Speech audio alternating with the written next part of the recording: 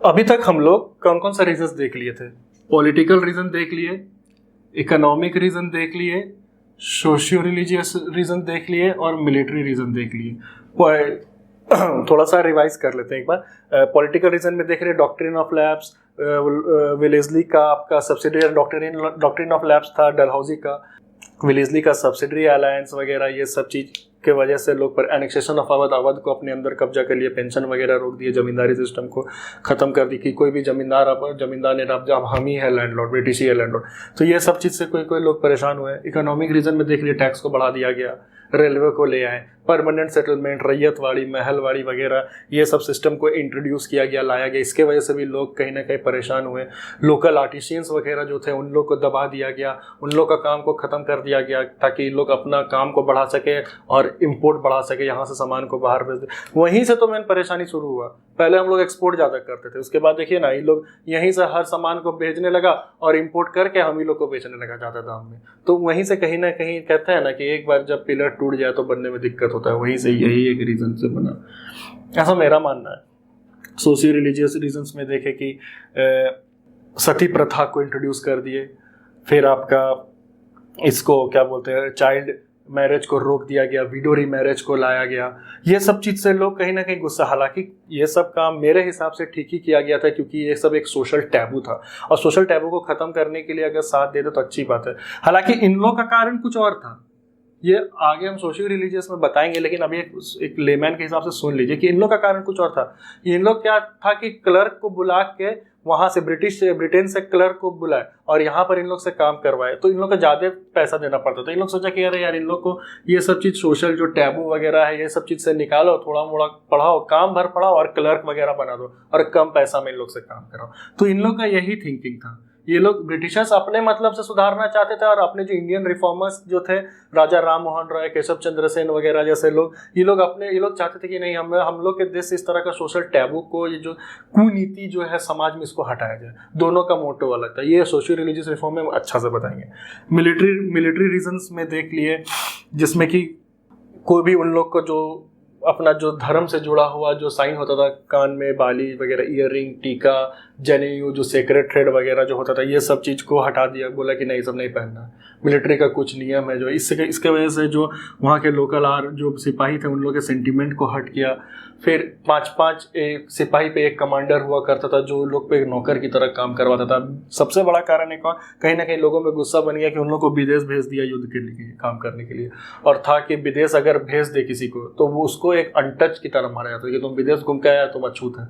इस चीज़ को सबसे पहले ये क्वेश्चंस भी आता है, आगे बताएंगे। राजा राम मोहन रॉय ये वाला जो टैबू को ख़त्म किए थे वो इंग्लैंड चले गए थे। इंग्लैंड जाकर 1832 में वो इंग्लैंड चले गए थे और इस टैबू को वो ख़त्म करने की कोशिश किए थे। हालांकि उनकी मृत्यु वहीं पर हो गई थी, उनका डेथ ब्रिस्टन इंग्लैंड में हो गया था। थोड़ा सा भटकाव जरूरी है हिस्ट्री में, तो फिर हिस्ट्री थोड़ा बोर लगने लगता है मेरे हिसाब से, क्योंकि हम जब पढ़ते थे तो हिस्ट्री को थोड़ा भटका देते थे तो उसमें थोड़ा इंटरेस्टिंग लगता था, इसलिए हम थोड़ा सा भटका देते हैं चीज़ को। राजा राम मोहन रॉय, आप लोग सोचिएगा कि क्यों सर इधर से टॉपिक उधर लेके जाए, इसीलिए ताकि आप लोग का थोड़ा सा ध्यान भटके, थोड़ा सा इजी हो जाए। तो राजा राम मोहन रॉय 1832 में चले गए इंग्लैंड में, वहाँ पर उनकी मृत्यु हो गई। तो लोग भी कहने लगे अरे देख गया तो वो मर गया। तो ये सब कुछ कारण बना। फिर पोस्ट ऑफिस जो नियम लॉर्ड कैनिंग लेकर के आ गया था 1854 में, 1854 में, उसमें था कि अगर आप घर में चिट्ठी लिखते हैं तो पैसा देना पड़ेगा। तो वो लोग बोला सिर्फ इंडियन सिपाही क्यों, ब्रिटेन सिपाही जो थे, ब्रिटेन ऑफिसर, तो उन लोग के लिए तो ये नहीं है। तो कहीं ना कहीं ये सब चीज़ लोगों के अंदर एक गुस्सा बनते जा रहा था। ये सब बैकग्राउंड बन रहा है लोगों के अंदर, धीरे धीरे गुस्सा बन रहा, आग बन रहा है, लेकिन अब तक फूटा नहीं है। फूटेगा ये इमीडिएट रीजंस की वजह से। ये एक कारण है जिसके वजह से लोगों के अंदर गुस्सा बना। आइए देखते हैं कैसे बना इसको। क्या हुआ कि एक बेस राइफल हुआ करता था, ब्राउन बेस राइफल। ये एक ट्रेडिशनल राइफल था, नॉर्मल इसको लोड करके चलाया जाता था। इसको रिप्लेस कर दिया एनफील्ड। एनफील्ड नाम से आप लोग को याद रहेगा, क्वेश्चन आता है कि कौन सा राइफल को इंट्रोड्यूस करने के वजह से एक कॉज 1857 का विद्रोह बना, तो वो एनफील्ड राइफल था। एनफील्ड राइफल से याद रखिएगा, रॉयल एनफील्ड बाइक जो रहता है उससे एनफील्ड राइफल आपको याद रहेगा। बड़ा फेमस कंपनी है, ये भी इंग्लैंड का ही कंपनी। एक्चुअली रॉयल एनफील्ड जो कंपनी है वो ब्रिटेन की ही कंपनी है। तो उस कंपनी का वही एनफील्ड राइफल जो है इसको इंट्रोड्यूस करा गया। इस राइफल का क्या खासियत था, या फिर खासियत तो नहीं बोलेंगे हम लोग इसको, इस राइफल का क्या ये था कि ये जो राइफल का जो गोली का जो कार्ट्रिज होता था, उसका जो कवर होता था, वो गाय और सुअर के मीट की चर्बी से बनाया जाता था। कहा जाता है कि वो गाय का मीट का ज़्यादा उसको ये होता था, सुअर के मीट से उसको एक लेयर बनाया जाता था, और उस गोली को ऐसे करके मुंह से फाड़ा जाता था, उसमें बंदूक में डाला जाता था, फिर उसको फायर किया जाता था। तो ये वाला राइफल को इंट्रोड्यूस किया गया। शुरू में तो ये लोग अच्छे से यूज़ किए, कहा जाता है कि इसको लोग यूज़ किए, लेकिन 1856 का दिसंबर में इसको लाया गया। यहाँ पे डमडम का पोर्ट है, और यहाँ पे एक बैरकपुर है। इस पता चलेगा आपको बैरकपुर से क्या हुआ था। ये पहले एक था, ये बांग्लादेश जो है ये पहले इंडिया का पार्ट था, ये पाकिस्तान जो था ये भी इंडिया का पार्ट था। क्या हुआ कि वो जहाज से डमडम पोर्ट में लाया गया, और डमडम पोर्ट में यहाँ पर एक तो छोटा सा उसका गोडाउन या फैक्ट्री था। 1856 में इसको लाया गया। जनवरी 1857 में एक कोई सिपाही गया होगा वहाँ पर उस फैक्ट्री में जाके देखा कि इतना सारा सुअर का मीट, गाय का फ्लैश उसको वहाँ पर रखा हुआ है, उतना चर्बी, उसका फ्लैश सब पूरा पड़ा हुआ है। फिर जब उसका फाइनल प्रोडक्ट निकल के देखा कि ये गोली के हिसाब से बन रहा है, अपना गोली निकाला, देखा रही ये तो सेम है, यही वाला गोली तो हम यूज़ करते हैं। बस यहाँ पर लोगों के अंदर एक आग जगा। हिंदू के लिए गाय बहुत पायस्ड है, बहुत शुभ है, बहुत ज़्यादा पवित्र है, और मुस्लिम के लिए जो सुअर है वो एक हराम की तरह दिखाया था, उसको वो लोग अनटच्ड मानते हैं। और यही दो चीज़ को उन लोग को मुंह पे लिया गया। क्या लगता है आपको, ब्रिटिशर्स नहीं जानते थे कि ऐसा कर रहे हैं? लोग पता नहीं क्यों इतना सा बदमाशी करता था, सेंटिमेंट से छड़ता था, और कंट्रोल भी कर लेता था। कंट्रोल काहे नहीं करेगा? कुछ जैसे पहले आपको बताया कि ये कुछ रजवाड़े और कुछ जमींदार जिसको सिर्फ पैसा कमाने से ही मतलब है, उन लोग इसका साथ देते थे। इसीलिए ना कुछ लाख 10-12 लाख ब्रिटिशर्स करोड़ों हिंदुस्तानी पे राज करके गए। ये लोग क्या किया कि इसका बारे में पहले पता चला तो बात हवा की तरह फैला, थोड़ा सा आग में जैसा फैला, फैलते ये पहुंचा बैरकपुर ये वाला जगह है। बैरकपुर में यहाँ पर 34th नेटिव इन्फेंट्री रेजिमेंट था। क्वेश्चन आता है कि बैरकपुर में कौन सा रेजिमेंट था, तो ये 34th infantry native infantry regiment था। यहाँ पे एक सिपाही थे मंगल पांडे का एक पिक्चर भी आया है, आमिर खान उसमें हीरो थे। मंगल पांडे उसमें भी देख सकते हैं। मंगल पांडे वहाँ पे एक सिपाही थे, बहुत एक ब्राह्मण थे, एक बहुत इज्जतदार। वहाँ के ब्रिटिशर्स जो ऑफिसर भी थे उनको भी बहुत उनको मंगल पांडे को बहुत इज्जत करते थे। इनको ये बात पता चला, ये जाकर के अपने जो ऑफिसर्स थे वो है लेफ्टिनेंट बाग और सार्जेंट हुज या हग जो भी बोली, इनके पास पहुंचे। इनसे जाके पूछे कि ये बात सच है। अगर पिक्चर देखिएगा वो लोग जाके पूछता है कि अरे ये बात सच है, तो बोला कि नहीं ऐसा तो कोई बात नहीं है, ये अफवाह है। बोलता अच्छा ठीक है अफवाह है। वो पूरा रेजिमेंट के सामने उसको मुंह से निकाल के चला दिया। तो लोगों में थोड़ा सा गुस्सा आया, लेकिन मंगल पांडे को सबको इज्जत करते तो लोग माने। फिर एक दिन वो डमडम का जो यहाँ पे जो फैक्ट्री था, जो गोडाउन था, वहां पर पहुंचा। वो जाकर के खुद आँख से देख लिए तो बस इनके लिए हो गया कि एक तो तुम लोग विदेश भी भेजा, फिर तुम हमको क्या बोलते, मेरा धर्म, हम ब्राह्मण है, तुम हम मेरा मुंह में ये क्या बोलते हैं गाय का मीट खिला दिया। जहाँ हम नॉनवेज तक नहीं खाते हैं, तुम हमको गाय का जो सबसे जिसको हम पवित्र मानते हैं वो मेरे मुंह में उसको सेवन कर लिया। तो अब तो जब हम खा ही लिए तब तो पूरा खत्म। वही वाला गोली से अपने फाड़ के जब, क्योंकि अब तो हम हो ही गए, टच तो हो ही चाहिए, अब तो हमको समाज में एक्सेप्ट भी नहीं करेगा। और लोग इस चीज़ को लेकर बहुत इमोशनली जुड़े हुए रहते थे। हम लोग के देश में आपको पता है कि धर्म समाज बहुत बड़ा चीज़ मैटर करता है, कहीं ना कहीं होना भी चाहिए। कहीं ना कहीं अगर धर्म से लेकर के इकोनॉमिकली को बढ़ाता है तो सोशली उसको घटाता भी है, क्योंकि इतने सारे पर्व है तो एक क्लोज्ड इकोनॉमी को बढ़ा रहा है, सोशली देखे तो घट भी रहा है कहीं ना कहीं। लेकिन अभी इस चीज़ से हम लोग बहुत उभर चुके हैं, कहीं ना कहीं हम लोग थोड़ा पूंजीवादी सोच के हो रहे हैं, तो सोच रहे कि अब हम लोग भी पैसा कमाने लगे, जैसे 14-15 सेंचुरी में यूरोपियन सोचे थे, लेकिन थोड़ा लेट सोचे। गुस्सा और वो लेफ्टिनेंट बाग और सार्जेंट हज को गोली मार दिया तो फिर उनको कैद कर लिया गया। फिर 8 अप्रैल 1857 को उनको फांसी दे दी गई। फिर ये बात पूरा देश में फैल गया, पूरा देश में आग की तरह फैलने लगा। और ये फैलते फैलते पहुंचा यहाँ पर मेरठ। 10 मई को 10 मई को वहाँ का जो रेजिमेंट था वो लोग पहले इस चीज़ को लेके बगावत किए कि नहीं हम लोग नहीं खाएंगे, तो जो बगावत किया उसको वो लोग जेल में डाल दिए। वहाँ के जो ऑफिसर्स थे जेल में डाल दिए। फिर जेल में डालने के बाद उनको फिर बाकी जो सिपाही थे वो लोग, जैसे मैंने स्टार्टिंग में बताया था, सिंबल कौन सा यूज किया गया था, वो था रोटी और लोटस, कमल का फूल और रोटी का वो लोग सिंबल दिए किसी को, और जो वो उसको एक्सेप्ट किया, मतलब वो इस विद्रोह का हिस्सा बन गए, वो इस विद्रोह का हिस्सा बन गया। फिर वो लोग वहाँ पर वहीं के जो अपने जो 2 साथी थे उनको जेल से छुड़ाए, वहाँ पर जो गोडाउन थे उसमें आग लगा दिए, और गोडाउन में आग लगा के तो वो लोग यहाँ पर से विद्रोह 1857 रिवॉल्ट यहीं से शुरुआत हो गया। क्वेश्चन आता है कि 1857 रिवॉल्ट का स्टार्टिंग कहाँ से होता है। ऑप्शन दे देगा, ये आपका ऑप्शंस दे देगा, मंगल पांडे का बैरकपुर से, 1857 विद्रोह का ये मेरठ से, दिल्ली से वगैरह, ये सब जगह से दे देगा। बहुत सारे बच्चे मंगल पांडे को टिक मार देते, लेकिन ये आंसर गलत है, मेरठ से इसका शुरुआत हुआ था। तो ये 10 मई मेरठ से 1857 में मेरठ से इन लोग का शुरुआत हुआ। अब ये लोग तो यहाँ पे लूट लिए, लेकिन इन लोगों को लगा कि हम लोग को एक लीडर का जरूरत है, हम लोग को जो एक रास्ता दिखा है वो एक लीडर का हम लोग को जरूरत है। तो वो लोग क्या पहुंचे, वो लोग मार्च करते हुए, यहाँ पर दिल्ली है, यह दिल्ली पर वो लोग पहुंचे। दिल्ली में उस समय मुगल शासक हुआ करते थे बहादुर शाह द्वितीय, बहादुर शाह सेकंड। हालांकि मुगल अब कमजोर पड़ चुका था, अब मुगल का चल नहीं रहा था, लेकिन तब भी उन लोगों को लगा कि अरे वो जब कमजोर है ही, शायद उसको भी अपना राज्य वापस चाहिए, उसको भी अपना पावर, अपना जो ये वर्चस्व को वापस चाहिए। तो वो लोग बोले चलो उसका साथ देते हैं, कहते हैं ना दुश्मन का दुश्मन दोस्त। तो वही जाके पहुंचे, वहां पर दिल्ली पहुंचे। यहाँ पर बहादुर शाह द्वितीय क्वेश्चन पूछता है कि उस समय 1857 विद्रोह के समय कौन मुगल राजा थे, तो वो थे बहादुर शाह द्वितीय। कहा जाता है ये आखिरी राजा थे, इसके बाद इनको रंगून भेज दिया गया था। तो बहादुर शाह द्वितीय के पास पहुंचे, ये एक बूढ़े थे, कमजोर थे, हाल इनको कोई एडमिनिस्ट्रेटिव का भी ज्ञान नहीं था, कोई प्रशासन का ज्ञान नहीं था, हाल कमजोर भी हो चुके थे, एज भी अच्छा खासा हो गया। तो ये बोले हम तो बूढ़े हो गए, हम तो साथ नहीं दे पाएंगे। तो इनका साथ दिया उनके जो सेनापति थे, जो उनके जनरल थे बख्त खान। तो एक क्वेश्चन पूछता है यहाँ पर, एक्चुअल जो लीडर थे, एक्चुअल दिल्ली की तरफ से लीडर जो 1857 में जो मेरठ के जो रेजिमेंट थे उनका साथ दिया, उनका नाम था बख्त खान।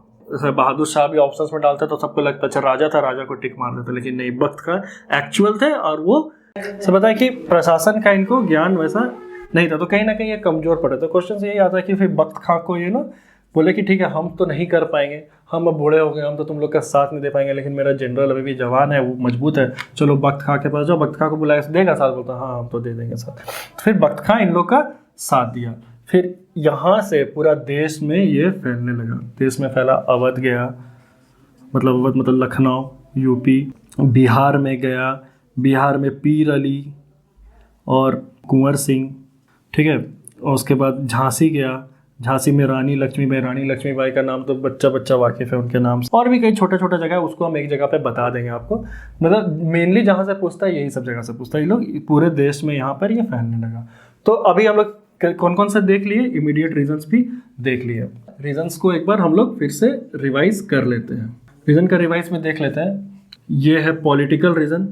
पॉलिटिकल रीजंस में क्या क्या था, doctrine of lapse, Dalhousie. Questions यहाँ से पूछता है, इसीलिए हम बता दे रहे कौन था डलहौजी, इसको doctrine of lapse. Doctrine of lapse क्या था, हड़प नीति उसको हिंदी में कहते हैं, मतलब कोई भी अडॉप्टेड चाइल्ड उसको आगे उनको राज्य करने का मौका नहीं मिलेगा।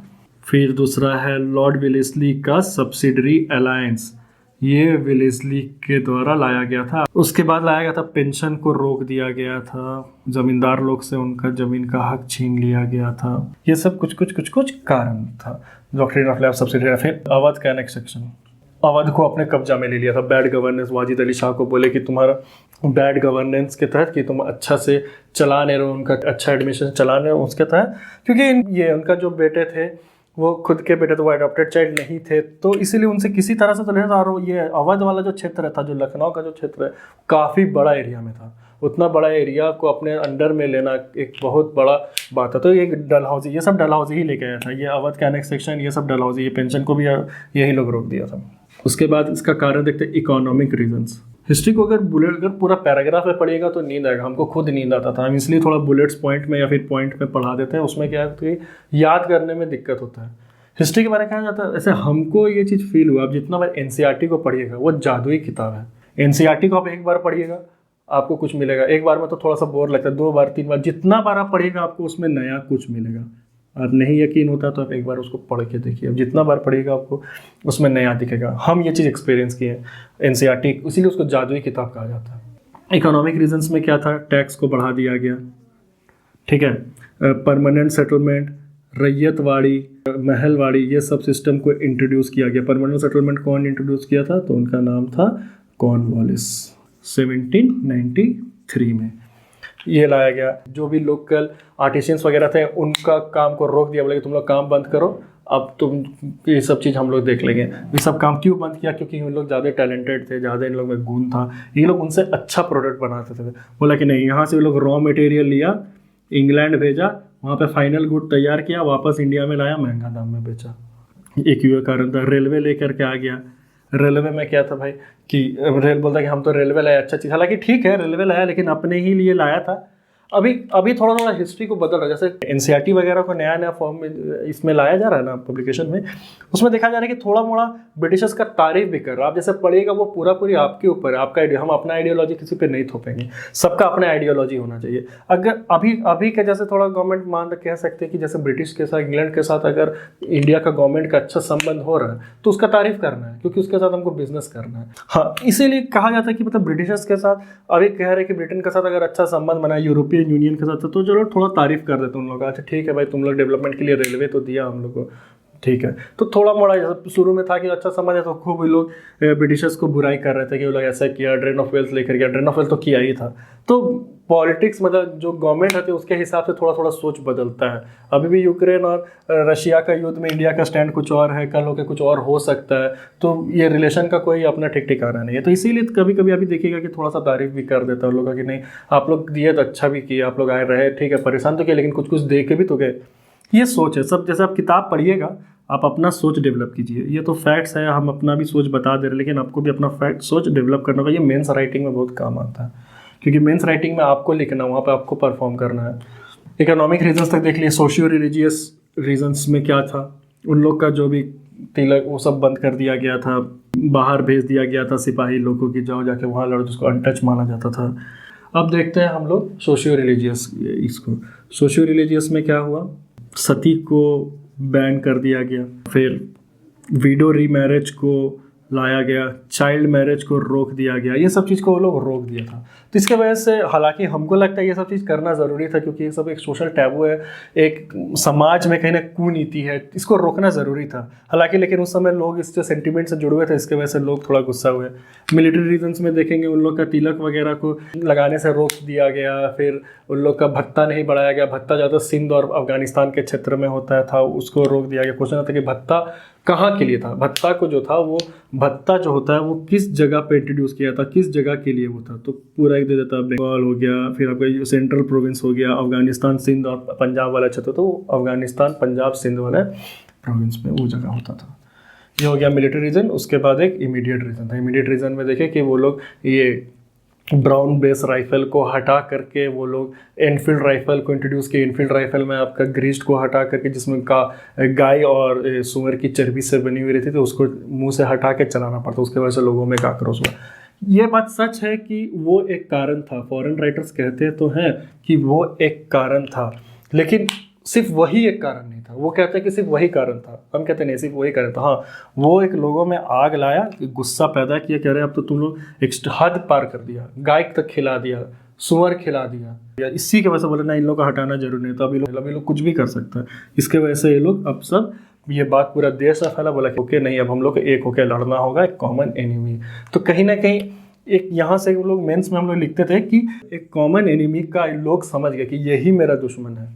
इतने दिन लोग थोड़ा थोड़ा जमींदार वगैरह पे एक टारगेट के बोलते नहीं, जमींदार को तो यही लोग कंट्रोल कर रहा है, बड़ा बड़ा जो रूलिंग क्लास जो है होलकर सिंधिया वगैरह, इन लोग को तो यही लोग कंट्रोल कर रहा है, पहले इसको भगाओ, ये लोग सब अपने रास्ता पे आ जाएगा। ये रीजंस था। रीजन थोड़ा इंपॉर्टेंट है, अगर आप मेंस में आंसर लिखते तो इसमें से एक अच्छा बेस तैयार हो सकता है।